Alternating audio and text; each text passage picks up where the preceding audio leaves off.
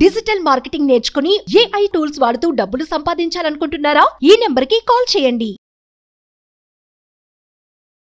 అంటే కొత్తగూడెం భద్రాద్రి కొత్తగూడెం జిల్లా ఒక్కసారిగా ఉలికిపడింది. నిన్న జరిగిన బీటెక్ విద్యార్థి హత్య కొత్తగూడెం ప్రజల్లో భయాందోళనకు గురి చేస్తుంది. గత కొన్ని సంవత్సరాలుగా భద్రాద్రి కొత్తగూడెంలో రౌడీయిజం హత్యలు అనేవి చాలా అంతరించిపోయాయి, చాలా తగ్గిపోయాయి, చాలా అదుపులో ఉన్నాయి. మళ్ళీ రౌడీయిజం అనేది కొన్ని సంవత్సరాల తర్వాత తెర మీదకి వచ్చింది. ఈ బీటెక్ విద్యార్థి హత్య ఎలా జరిగింది, ఈ ఘటనకు సంబంధించిన పూర్తి వివరాలు ఆ ఘటన స్థలానికి వెళ్ళి తెలుసుకుందాం. ప్రస్తుతం మనం భద్రాద్రి కొత్తగూడెంలోని నిన్న ఏదైతే హత్య జరిగిందో ఆ ఘటనా స్థలం దగ్గర ఉన్నాం. నిన్న హత్య జరిగిన సంగతి అందరికీ తెలిసిన విషయమే.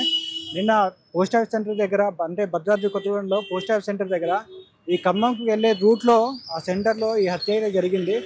ఒక ఇద్దరు యువకుల మధ్య ఘర్షణ అనేది ఇదివరకు ఆల్రెడీ వారికి పాత కక్షలు, పాత గొడవలు ఉన్నాయంట.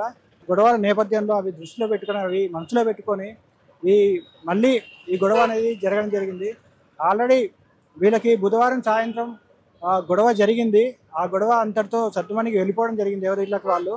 తర్వాత గురువారం సాయంత్రం 4-4:30 ఆ టైంలో వీరిద్దరి మధ్య మళ్ళీ గొడవ అనేది స్టార్ట్ అయింది. గుణదీప్ అనే వ్యక్తి ఎవరైతే ఉన్నారో పోస్ట్ ఆఫీస్ సెంటర్ దగ్గర, ఈ వైన్స్ దగ్గర, ఇది గమనించిన అవతల ప్రత్యర్థి వ్యక్తులు ఎవరైతే ఉన్నారో వారు ఇక్కడ తన దగ్గరకు వచ్చి వాగ్వాదానికి దిగడంతో ఒకరికి ఒకరి మాట పెరిగి గొడవకి దిగి కొట్టుకోవడం అయితే జరిగింది. మీరు చూస్తున్నట్లయితే మా వెనక చూసినట్లయితే ఈ సెంటర్లోనే ఇక్కడే కొట్టుకున్నారంట వాళ్ళు.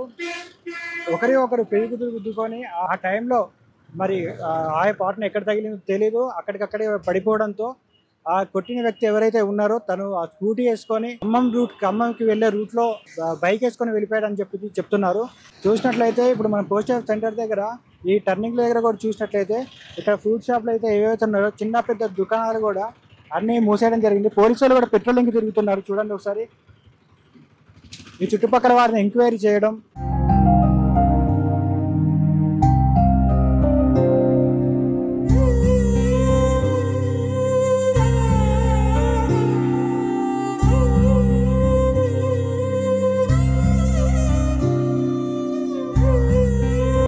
భద్రాద్రి కొత్తగూడెంలో ప్రభుత్వ హాస్పిటల్ దగ్గర ఉన్నాం. ఇక్కడ చనిపోయిన వ్యక్తి ఎవరైతే ఉన్నారో గుణదీప్, తన డెడ్ బాడీ అయితే ఇక్కడే ఉంది. పోస్ట్ మార్టం అనేది ఇంకా నిర్వహిస్తున్నారు.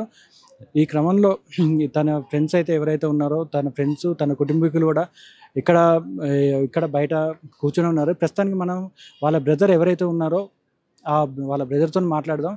తను అసలు ఏం జరిగింది, అసలు ఇది ఘటనకి కారణం ఏంటి, దీని హత్య వెనుక ఎవరెవరు ఉన్నారు, తను అసలు ఎంతమంది అటాక్ చేశారు, అసలు ఈ గొడవ ఇదివరకు ఏమన్నా వీళ్ళకి పాత గొడవలు ఏమైనా ఉన్నాయా, వాళ్ళ బ్రదర్ మాటల్లోనే విందాం.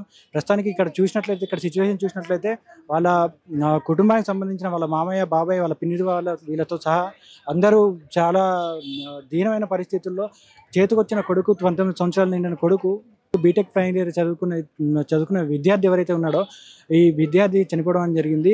ఈ విద్యార్థి చనిపోవడంతో ఇక్కడ ఉన్న పరిస్థితి కానీ, ఇక్కడ ఉన్న సిచ్యువేషన్స్, ఇక్కడ ఉన్న వాతావరణం కూడా వాళ్ళ ఫ్రెండ్స్ అయితే ఎవరైతే ఉన్నారో వాళ్ళ కుటుంబీకులు అందరూ చాలా దుఃఖంలో ఉన్న పరిస్థితి కనబడుతుంది.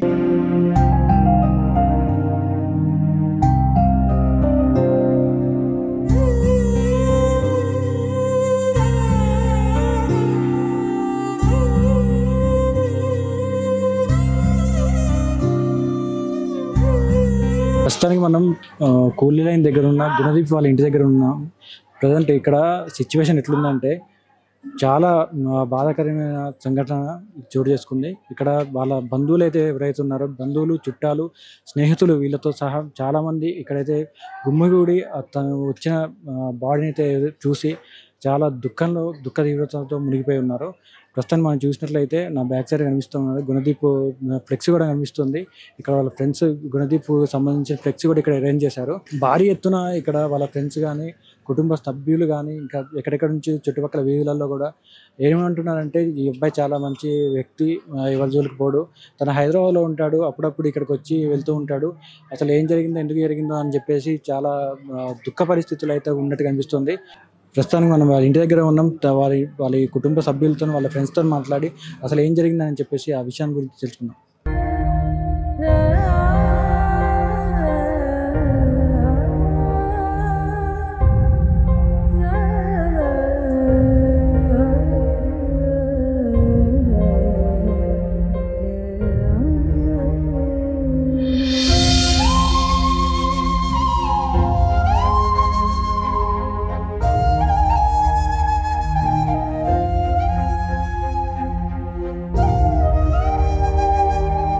ప్రస్తుతానికి మనం ఇప్పుడు గుణదీప్ వాళ్ళ ఇంటి దగ్గర ఉన్నాం. మనతో పాటు వాళ్ళ బాబాయ్ కొడుకు ఎంత ఉన్నాడు.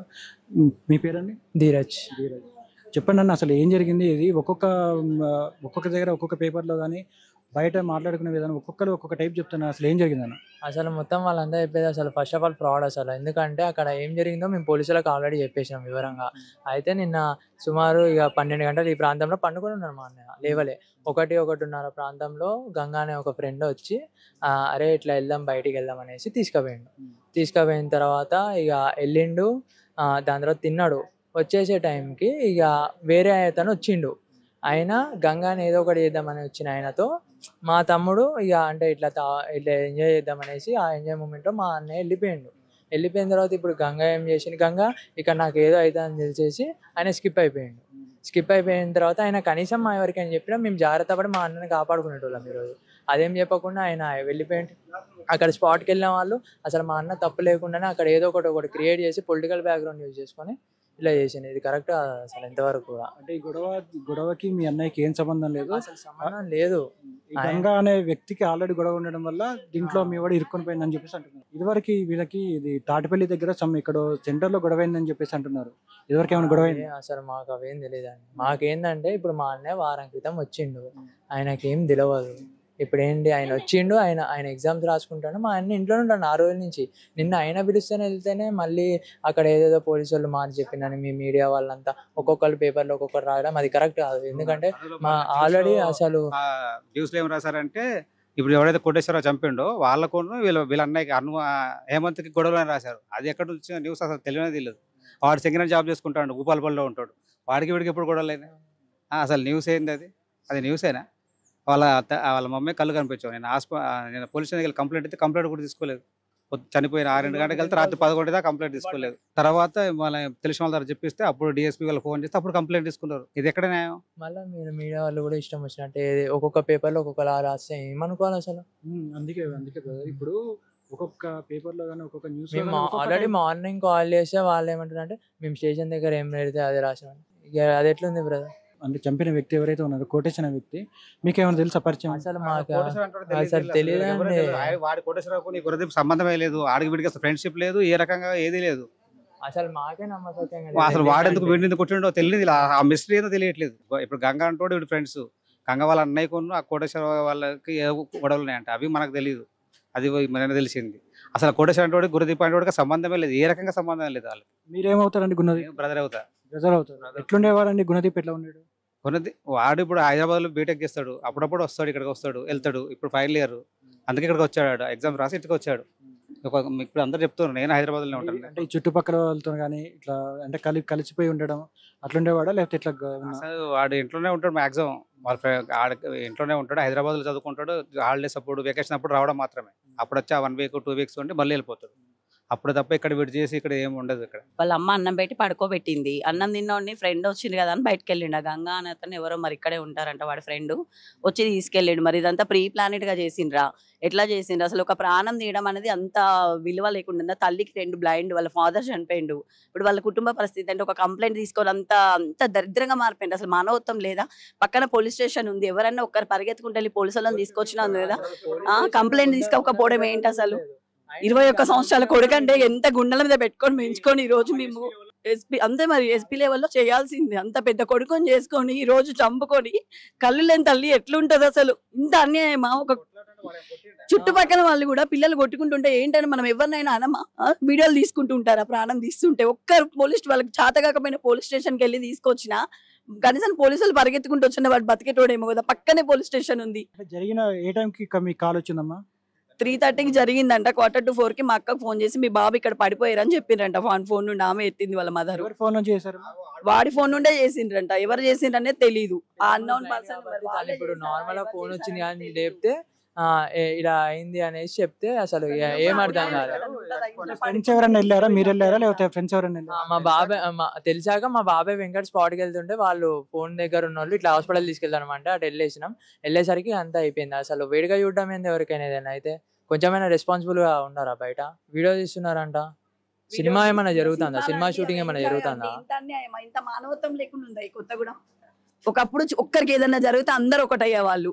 కనీసానికి ఒక అబ్బాయిని అట్లా పడేసి కొడుతుంటే వాడికి సోయి లేకుండా వాడు గుండెలో గుద్దంగానే పడిపోయిందంట, కుప్ప కూలిపోయిందంట. ఒక్కొక్కరు ఒక్కొక్కటి చెప్తుంటే మాకు ఎంత ప్రాణం విలవిలలాడుతుంది తెలుసా. వాళ్ళ అమ్మ బ్లైండ్. ఇప్పుడు మా చిన్న బావ ఇంట్లో ఉండడం అంటే గుండెని ఎవరు కొట్టిరని పరిగెత్తుకుంటే వెళ్ళేలోపే హాస్పిటల్ తీసుకొచ్చేసినట్టు. ఒక్కొక్కరు ఒక్కొక్కటి రాస్తున్నారు స్టోరీలు ఇష్టం వచ్చేటి మీడియా వాళ్ళు. పిన్ని అవుతాను. మొన్ననే వెళ్ళాను వాడితో మాట్లాడి, వాడు మంచిగా నేను బీటెక్ ఎగ్జామ్స్ అన్ని బాగా రాసాను అక్క, హాలిడేస్ అని ఇక్కడికి వచ్చిన, మళ్ళీ నేను జాబ్ చేసుకున్నాను, హైదరాబాద్ వచ్చేస్తున్నా అంటే జాగ్రత్త నాన్న, బయట దేనికి కూడా చిన్నదానికి కూడా ఫ్రెండ్స్ అదే ఎండ బాగా కొడుతుంది వెళ్ళకంటే వాడు కూలర్ గాలి కిందే వాడుకొని ఉన్నాడు. అసలు వాడు బయటికి వెళ్ళలేదు. నేను మంగళవారం నైట్ వరకు కూడా వాడుతూనే ఉన్నాను. జస్ట్ బుధవారం లేదు, మళ్ళీ నిన్న గురువారం వాడు చనిపోయింది అంటే మాకు ఎట్లా డైజెషన్ అవుతుంది చెప్పండి. అసలు అంతమంది అన్ని షాప్స్ వాళ్ళు చూసుకుంటా వీడియోలు తీసుకుంటూ ఉంటారు. అదేమన్నా సినిమానా అండి? ప్రాణం విలువ అనేది అసలు కొంచెం కూడా లేదా?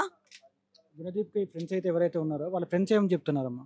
ఎవ్వరు లేరు ఇప్పుడు, ఫ్రెండ్స్ అనే వాళ్ళే లేరు. ఫ్రెండ్స్ ఎక్కడ పోయినా ఫ్రెండ్స్ అందరు 24/7 గుణా అని వచ్చి పిలిచేటోళ్ళు, గుడికాడే కూర్చొని మాట్లాడాలి. ఎవరు ఒక్కరు ఫ్రెండ్ కనబడట్లేరు ఇప్పుడు. ఇంత అన్యాయం అసలు. వాడు ఏం అంత ప్రాణం తీయాల్సినంత ఘోరం నా కొడుకు ఏం చేసిండు మా బాబు. పోలీసుల రియాక్షన్ కూడా వెంటనే ఉండాలి కదండి. ఒక మనిషిని కొట్టి చంపేశారంటే ఇంత అన్యాయం అసలు, ఇంత ఇదా? ఎస్పీ లెవెల్లో దీన్ని కొంచెం తొందరగా తీసుకొని, ఎందుకంటే మా అన్నయ్యని అయితే మేము తీసుకురాలేము, కానీ జరిగిన తప్పుకైతే వాడికి శిక్ష పడాల్సిందే. 14 ఏళ్ళు అయినా సరే, ఎన్నేళ్ళు ఉంటే అన్నేళ్ళు.